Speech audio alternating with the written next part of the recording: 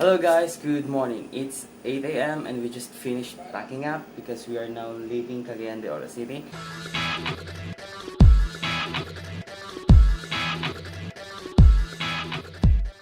And look at the room. It's really a mess, you know. Anyway, the hotel staffs are going to take care of it.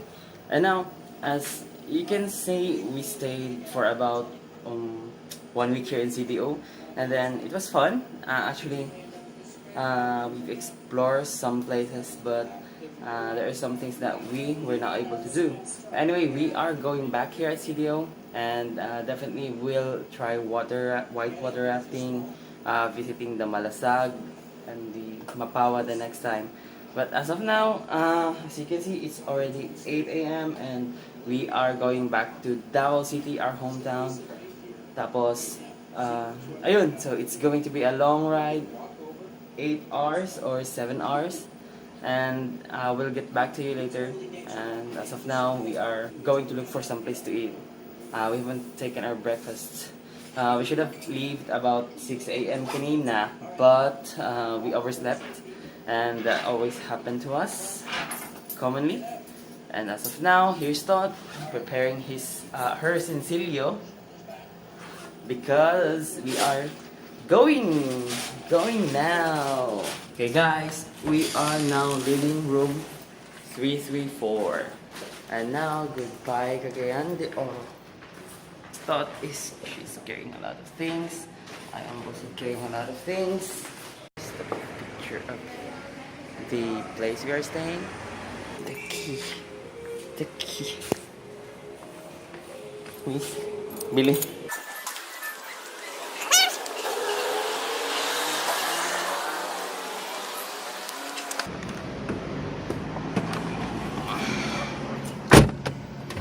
Guys, as usual, we are here sa Jollibee. We are going to make a drive-through because we don't have enough time to eat a breakfast or to stay in a place.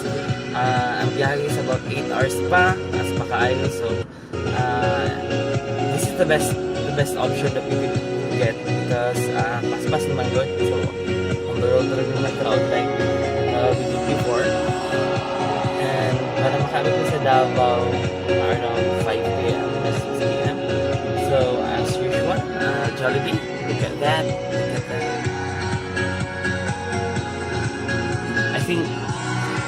I think these people are also going somewhere. That's Mona and every time may mag-drive through. Yeah, because taas gid ang biyahe. Di lang sigurado. So, here's Totz, thinking of something. What are you thinking, Totz? Nothing. Again, she said nothing. Look at my bonnet. I love my bonnet. I bought this bonnet at CDO. Guys, just saying, we stayed for 1 week here at CDO and we explored a bit of CDO. Actually, there are some activities na wala pa naman siya na-try or some places na wala pa naman na siya na-visit. But we are planning to go back here in CDO because CDO is more like as na-observe lang, more like Davao City, which also a safe place. I can actually raise my cell phone, vlogging, and then now so far I've been to malls, especially to malls, SM CDO, Centrio, Limket guys. So far dun ko lang inilalabas yung mga gadgets.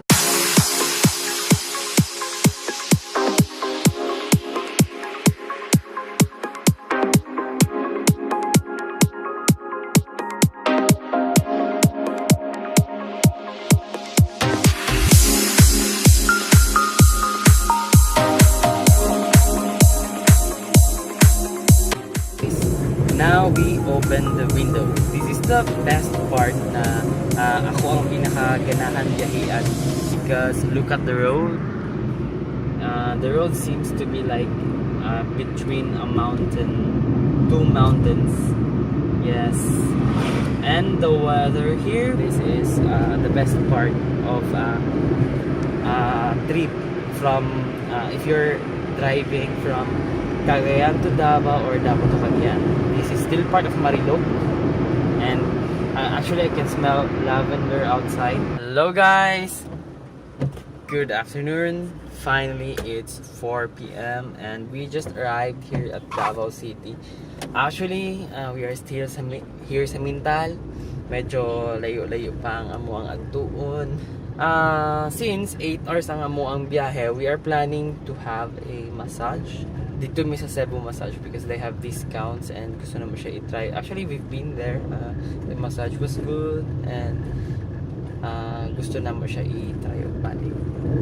Timing lang because medyo sakit na gid ang amo ang likod to sige lingkod sa taas sa biyahe.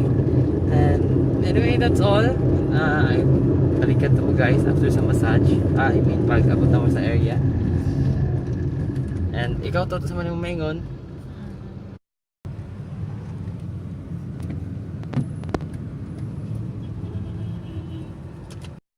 Hi guys, finally we arrived here at Victoria Plaza where Cebu Massage is located. Actually they have two massage, I don't know, two branches here, which is one is nasa Victoria and the other is just unahan lang sa Victoria, which is malapit lang po. So we are planning to visit yung sa labas ng Victoria.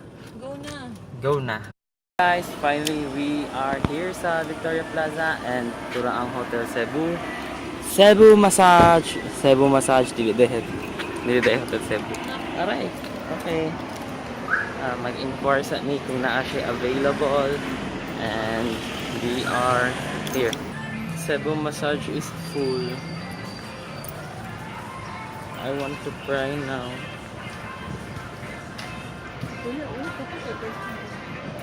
It's full. I don't know what to do now. Mangihi na lang. Naanami sa Victoria, mangihi na lang po. Si Coach. Ay pa siya, wala problema. Problema. Puno ang masahihan. Is namin sa Victoria, so puno man lang Cebu Massage. So nagsulod na lang dito sa Victoria. As of now, wala na puno sa amang buhaton. So na-explore na lang mo. And then sayang, unta kay ilang promise up to 6 p.m. lang, which is 150 lang yung lahamas. But anyway, since na naman dire na namin mag-explore. So siguro that's all for the day. All hopes are not lost. Yes.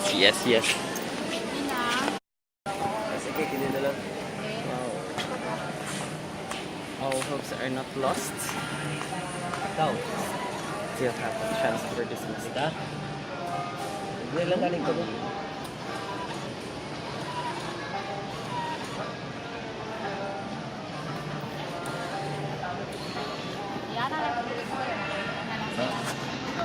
Ouch.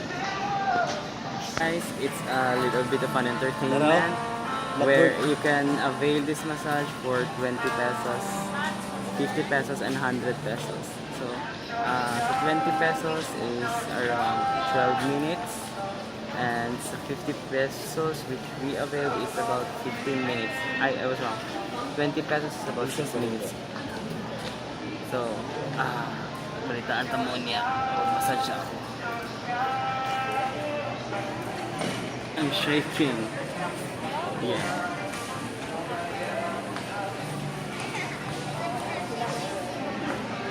Mira, tenga. Oh.